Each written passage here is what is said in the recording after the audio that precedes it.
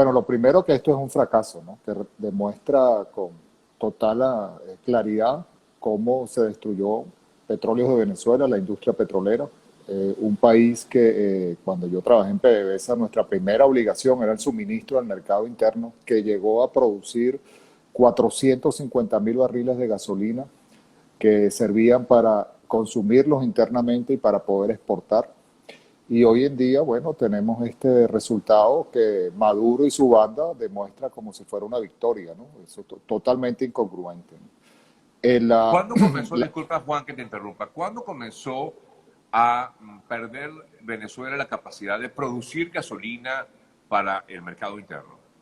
yo creo que lleva aproximadamente como unos 5 años en un declinamiento continuo de la capacidad de producción de gasolina, ¿no? Hay que recordar que Rafael Ramírez era de los que decía que lo importante era la renta en el sector de producción y no en refinación. Recordemos que se desmantelaron todos los negocios que Petróleos de Venezuela prácticamente tenía en el exterior, con la excepción de Cico, que lo que hicieron fue sobreendeudarla y ya sabemos el lío en el cual está metida, ¿no? Venezuela tiene una capacidad de refinación de 1.3 millones de barriles por día. El centro refinador Paraguaná, Amuay y Cardón, son como 950.000 barriles, y luego están las refinerías del Palito, de Puerto La Cruz, la refinería de Bajo Grande, San Roque, y ninguna de ellas está funcionando, ¿no? Amuay prácticamente lo que está haciendo es procesando quizás unos 80.000 barriles en una de las plantas más simples que hay allí, y lo que vienen haciendo con los iraníes es tratando de reactivar el sistema de refinación, tanto de Cardón como de El Palito, para, a mi modo de ver, ¿no?, tratar de producir unos 80.000 barriles aproximadamente de gasolinas. Y como este proceso toma tiempo, no lo han podido hacer como con los anuncios, porque aquí para reparar las refinerías que tienen tanto tiempo abandonadas hace falta esfuerzo, hace falta tiempo, y además que su mantenimiento y el descuido que tienen las instalaciones y su deterioro es gigantesco. Entonces traen estos 5 buques. Recordemos que antes de que ocurriera esta situación de las sanciones, se importaba combustible y componentes de combustible desde aquí a los Estados Unidos. Citgo era el proveedor fundamental. Luego vino una etapa cuando vinieron las sanciones con Rosneft, TNK, Reliance de la India, Repsol también ha estado enviando combustibles, pero esto obviamente se volvió a truncar con las sanciones a Rosneft.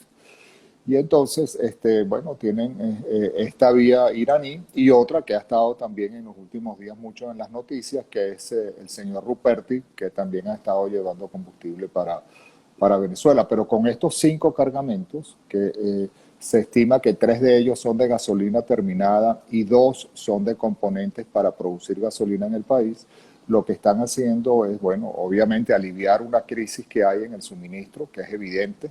La cuarentena es parte, ¿no?, de una excusa perfecta para que la gente no utilice su vehículo. Y bueno, también a la vez comprar tiempo para ver si les da la oportunidad de poder poner algunas de las plantas de Cardón y El Palito para producir gasolina. ¿Cuánto tiempo pudiera suministrar o darle gasolina a la población venezolana lo que llegaría de estos barcos? ¿Hay algún tiempo estimado? Algunos hablan de 40 días, ¿eso es realmente así? ¿Y pudiera abastecer a todo el mercado automotor de Venezuela? Bueno, una cifra que yo creo que nos puede ayudar, Sergio, es que se estimaba que pre-pandemia, ¿verdad?, pre-cuarentena, el consumo de combustible en Venezuela estaba alrededor de los 115.000 barriles diarios de gasolina. Eh, Post pandemia, con la cuarentena, esto se ha rebajado según algunos estimados. Obviamente nadie tiene la certeza de los números, pero para darnos una idea, alrededor de unos 40.000 barriles por día. En estos 5 buques vienen aproximadamente unos 1,5 millones de barriles, ¿no? Como te mencionaba, hay una parte se estima que son componentes para producir gasolina, y eso pudiera digamos, generar un volumen adicional de gasolina. Pero Ok. para simplificar la explicación, porque si no sería muy enredado para quienes nos escuchan. Bueno, si se consumen 40.000 barriles y hay que llenar inventarios, ¿verdad? Este, eso daría, vamos a decir, más o menos para unos 30 días, 35 días, ¿no? Si se restituyese la condición normal de consumo, entonces eso daría pues para la mitad, para unos 15 días. Ahora bien, ¿a dónde puede llegar esa gasolina? Yo creo que por lo que uno ha observado en los últimos tiempos que ha hecho la dictadura, es que ellos se han focalizado en el área de la Gran Caracas. El país en el interior durante mucho tiempo viene sufriendo racionamiento de combustible, pero la presión que significa Caracas es, tú sabes, muy importante por las consecuencias que les puede traer a estos señores. Y entonces, probablemente allí sea donde primero se vaya a aliviar, ¿no? Lo poco que hay de combustible, racionada, obviamente, porque va a seguir racionada, controlada por el estamento militar.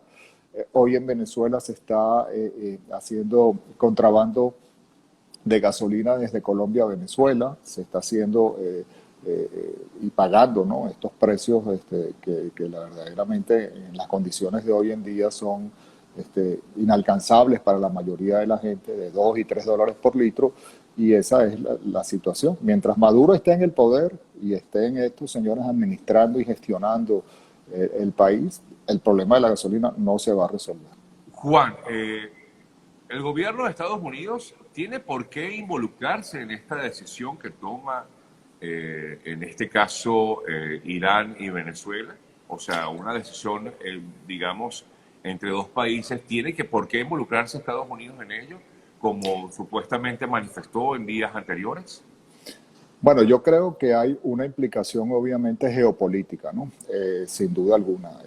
La relación de Irán con la dictadura venezolana es algo que tiene que tener preocupado a las oficinas allá en Washington, ¿no? Y además las implicaciones que esto puede evidentemente traer, ¿no? Ahora que hay varias aristas de cómo hacer esto, ¿no?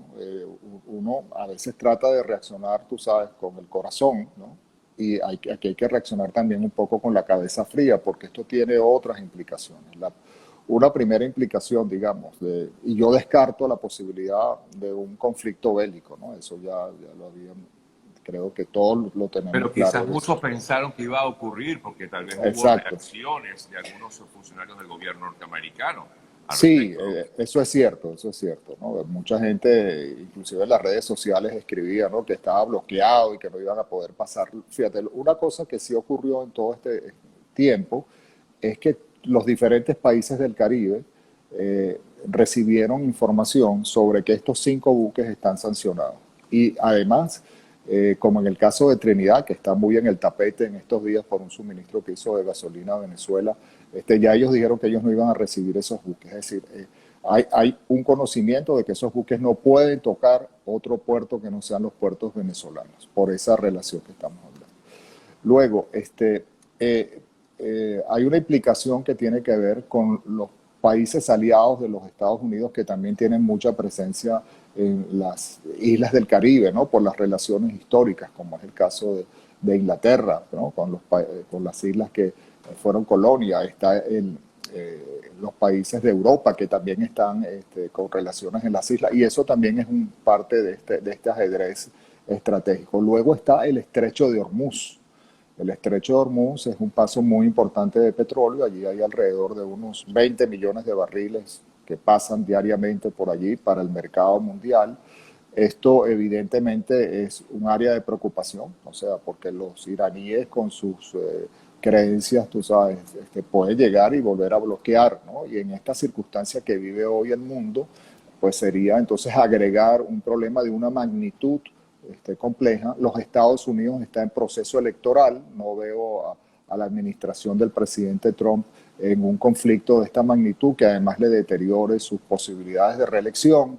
Y entonces lo que sí yo creo que va a venir son medidas adicionales de sanciones hacia Venezuela e Irán, hacia los gobiernos de Venezuela e Irán, por este tipo de operación. Lo que sí te puedo decir, Sergio, es que la economía de Irán es una economía que está tan quebrada como la venezolana.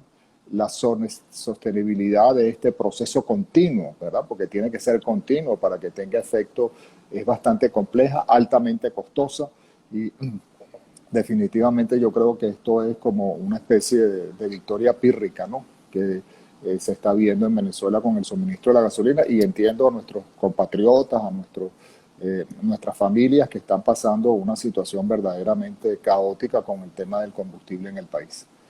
Mira, un poco para informar a la población y a ti, a todos, efectivamente hace unos 5 o 10 minutos Tarek El Aissami anuncia la llegada finalmente del buque Fortune a la refinería El Palito. Ya están siendo divulgadas las imágenes, de hecho están ya en Twitter hace pocos minutos, asegura que finalmente llegó el primer barco iraní a Venezuela, ¿no? Sí. En este caso el Fortune serían 5, según Sí, tenemos. son cinco, son cinco. Tiene, o sea, llegar al Palito tiene una lógica en el sentido de que allí cerca está la planta de distribución de Yagua, bueno, ayuda, ¿no? A cargar y distribuir combustible en la zona central del país. Y yo creo que cada buque va a ir a tocar un puerto, ¿no? En el este y en el occidente, en el oriente y el occidente de Venezuela. Pero todos llegarán a la misma refinería, ¿no? No, no, puede ser que, yo por eso digo, algunos, los que tienen componentes de productos con casi seguridad, si es así, llegarán a las refinerías de Amuay y Cardón. Puede que llegue también un buque hacia Puerto La Cruz, porque allí también hay un sistema de distribución. Puede que también llegue otro buque hacia Carenero para abastecer a la Gran Caracas, eh, para, tú sabes, minimizar los costos de cabotaje, ¿no? Porque entonces esto sería descargar en la refinería, volver a cargar para llevar a Carenero. Entonces, eso pareciera que va a ser la estrategia, ¿no? Que van a llevar en cuanto a la logística de la llegada de estos 5 buques a Venezuela. Ahora, esto puede generar muchas expectativas en los venezolanos. Efectivamente, como decíamos antes, algunos se sienten agradecidos al gobierno iraní, otros piensan todo lo contrario y más bien se sienten indignados con todo esto. Eh, Juan, ¿qué se debe hacer? O sea, ¿cómo realmente poder reactivar las refinerías? ¿Cómo poder reactivar esa producción de gasolina del país? Que en algún momento llegamos a regalar gasolina a otras naciones. Bueno, desde la llegada de Hugo Chávez, ¿no? Sí, bueno, sabes que esa es una discusión que ha habido mucho entre el mundo de los petroleros, ¿no? Cómo reactivar la industria, ¿no? Una vez que salgamos, obviamente, de esta situación de usurpación del poder, ¿no? Eso es fundamental. Entonces yo creo que hay como, digamos, dos etapas, ¿no? Una etapa que es de emergencia, que tiene que ver con cómo se restablece un suministro normal, entre comillas, a Venezuela, y eso, una vez que entre un gobierno de transición, debería de estar en línea con un suministro a través de Citgo, aquí en los Estados Unidos, de manera de, bueno, pues tener primero la ventaja de que esa es una empresa, por lo menos hasta ahora, que está bajo el esquema de PDVSA. Segundo, la cercanía que hay. Y tercero, la capacidad que tiene, ¿no? Que da para que se pueda suministrar un flujo de combustible. En el interín hay que buscar un esquema que restablezca en una de las refinerías cuál es la que mejor puede adaptarse para producir lo que demanda el mercado interno, ¿no? Hay mucha gente que habla que tendría que estar en las refinerías de Paraguaná. Eso es y eso requiere obviamente de inversión, requiere de mantenimiento, requiere de trabajo. Requiere de Entonces, años. exacto, y requiere de tiempo, no es un proceso sencillo, porque además todos sabemos que en Venezuela la inversión pública hacia el sector petrolero en la transición que está por venir no va a ser posible, porque hay otra serie de necesidades muchísimo mayores que tiene el país y no tendría sentido estar invirtiendo en un negocio que un privado puede hacer más eficiente, más rápido que el Estado empresario, vamos a llamarlo así, ¿no? Entonces yo creo que esto va a tener que venir bajo una estructura de participación del sector privado, nacional e internacional. Se está discutiendo en la Asamblea Nacional una ley para tal propósito. Y bueno, esto es un proceso que, como tú bien dices, tomará tiempo. Esto no va a ser de hoy para mañana. Pero bueno, en términos de la emergencia, por lo menos tenemos a mano una facilidad, ¿no? Que es tener a Citgo como un suplidor. Y Dios quiera que todo este lío judicial y de embargos y de cosas en las cuales está metida se logre resolver mediante una solución amigable entre las partes, que es la que, digamos, siempre he tratado de favorecer, sin obviamente dejar nuestros derechos por fuera, pero aquí hay que negociar. Hablando de Citgo, lo más reciente que tenemos es que efectivamente un juez aprobó la venta de algunas refinerías de Citgo. Esto es un golpe también para la industria petrolera venezolana.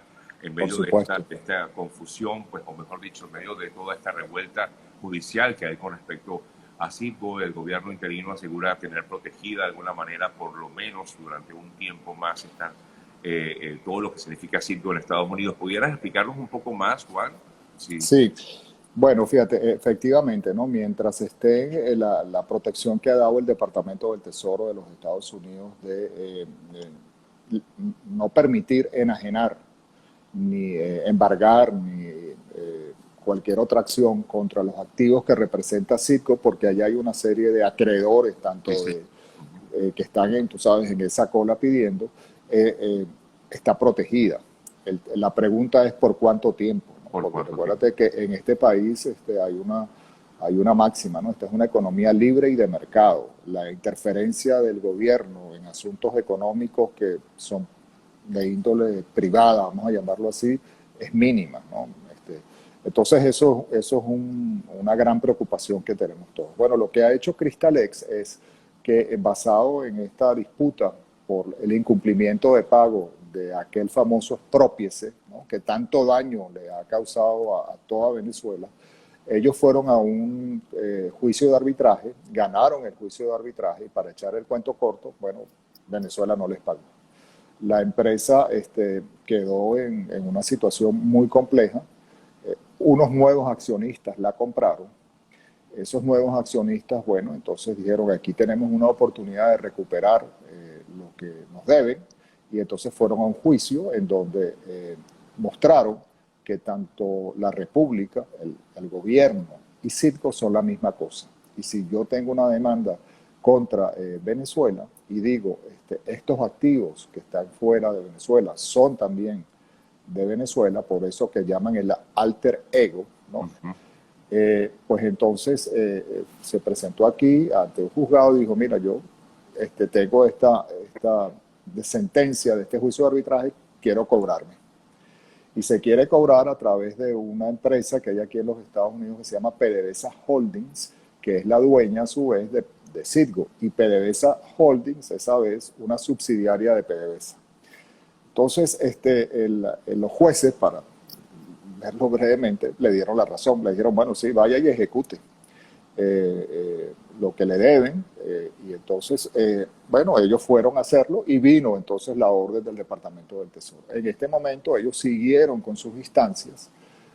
Fueron a la Corte Suprema de Justicia también de aquí de los Estados Unidos, a instancias también en parte por la defensa que lleva el gobierno interino. Y la Corte dijo, mire, ese caso nosotros no lo vamos a ver porque ya hay una decisión de un tribunal de primera instancia en Delaware, y ellos que resuelvan el asunto. Eso no es un caso que nosotros vamos a observar. Y tiene, digamos, un sentido porque, bueno, es una decisión que ha llegado... Sí. Ahora, pero el embajador de Venezuela aquí en Estados Unidos, Carlos Becker, aseguraba que de alguna forma se estaba protegiendo, bueno, o lograron un avance al respecto con el Departamento del Tesoro para proteger... Sí, eso está vigente. El problema que tenemos, Sergio, es por cuánto tiempo, y ahí es donde yo digo que hay que buscar una estructura, un esquema, negociando con los acreedores, no solamente con Cristalex, con todos ellos, para poder tener una solución más práctica, ¿no? Porque para nadie, esto ni para Cristalex ni para ninguno desmembrar a Citgo le va a generar la compensación que requieren. Claro, Porque claro. la refinería no vale nada si no está operando, la refinería no tiene valor si no tiene un convenio de suministro, la refinería, si yo la voy a vender por piezas, pues va a caer mucho en su valor. Recordemos que Citgo además también tiene una deuda interna, que eso también le da una jerarquía, también tenemos la de los bonos 2020, etcétera. Entonces yo creo que ahí, además de todo lo que tiene que ver con el soporte legal, ¿no?, que tienen todas estas acciones, hay que buscar una alternativa que vaya por la vía de negocios para entonces mantener ese activo que para todos es evidente que es de una gran importancia para Venezuela. Son 3 refinerías que tienen una capacidad de procesamiento de 750.000 barriles por día, que nos va a permitir la colocación segura de barriles pesados de Venezuela, que hoy en día con las situaciones ambientales que estamos viviendo, el COVID, etcétera, bueno, nos da un nicho muy importante y para nosotros yo creo que es fundamental preservar ese activo para la recuperación de Venezuela.